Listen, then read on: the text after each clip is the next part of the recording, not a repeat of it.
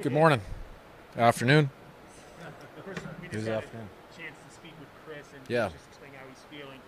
Like, what is sort of like that schedule and comfort level when you all feel ready to play him, and how does that Uh, work with the I balance? don't have a schedule.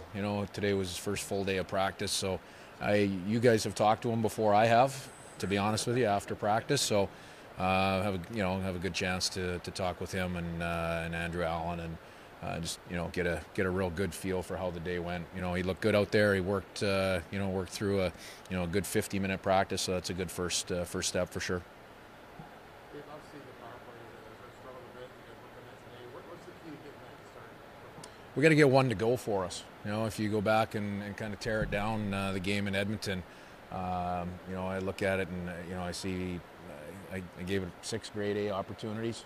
So we got to have one of those. We like to have a little bit of puck luck somewhere along the way. Until that starts happening and falling our way, we got to get a little hungrier around the blue paint. We got to get a little hungrier on seconds and really work to find one. Once it turns, our zone time and our opportunities have been good coming off of pretty clean entries. So at the end of the day, it's about finding the back of the net. Kind of similar just to the overall game, right? It's a big chance of Yeah, a big narrative on the scoring side of it. We had good looks, we had good opportunities. The thing that has to remain is playing real sound defensively. There's probably one or two that we've given up in this last 5 game segment that are too easy. So we control that. We got to clean those up and take those away. And then on the offensive side, again, same thing. We got to continue creating that zone time, create off a transition, which we are, and then until we start getting a bounce or two around the net, we got to get a little hungrier. And then I'm confident our guys will do that. Dave, a couple of weeks in, are you seeing a pattern of how teams are playing your guys or attacking you, or is that even a consideration? Are you just worried about yourselves, or how's that? Yeah, no, everybody has a different, a little different look and different systematic scheme. So,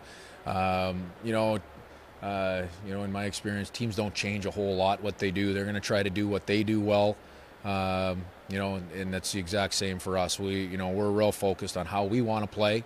There's always a point, one or two or maybe 3 key points in terms of what we're facing in our opposition that we have to pay attention to and how we want to do, things in those certain areas. But the most important thing is our structure and how we want to do things as we go through a 60-minute hockey game.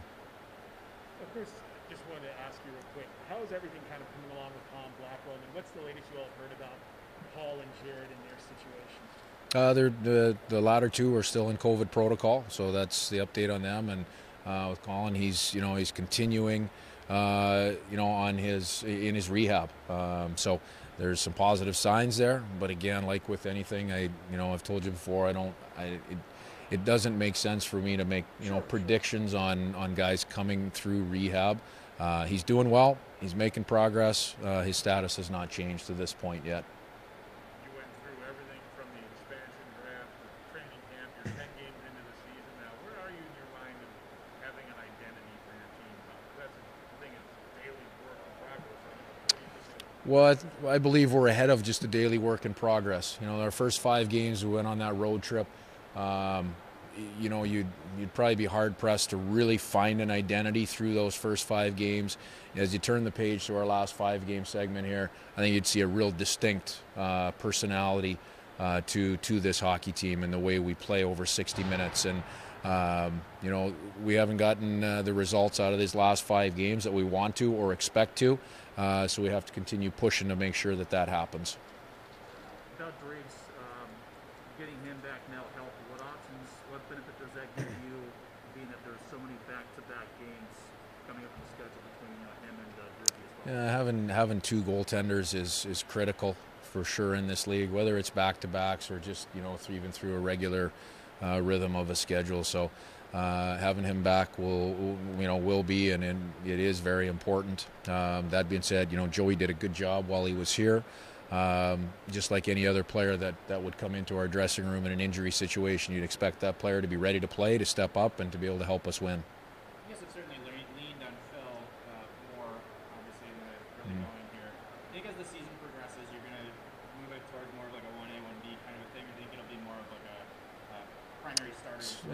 Yeah, it's not a prediction that I want to make as we go forward. Too many things change, in the short term, from injuries to performance to the different segments of the schedule. So, Phil, the rhythm that we've had Phil in has been comfortable. We've had good practice time, over the last 2 weeks here. We've had a pretty good rhythm in terms of rest and days off, and the games, for whether it's Chris, or in the case in the past couple weeks for Joey to step in and play, will be very, very important in terms of the numbers of them. I don't have a prediction for you on that right now. Quick question for you. In terms of like how you look at your defensive rotation, when you're looking at between guys like Fleury and Soucy and Will Borgen, like what are some of those things you look at in terms of figuring out, like, okay, maybe who's in the best position? Is it matchups, how they look in practice? Is it what they give you in terms of their individual skill set? Like what kind of do you look at? Well, with the 7 guys that are playing, it's their roles. Right now, Will hasn't gotten into a game, obviously, so he's in a little different situation. But with the 7 guys that have been rotating in through the lineup, it's roles, the roles that they play during the game specifically, and then it's performance in that game performance.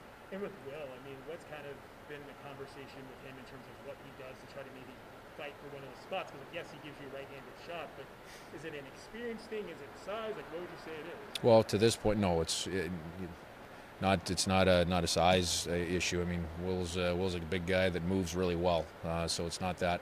The 7 guys that have been in have been in the rhythm. They won those spots through training camp, and Will has to stay ready, do his work during practice, and be ready to go when the opportunity comes to step into a game. And that's a difficult role. We all know that and understand that, and he's working every day in practice to make sure that he's ready. Thank you.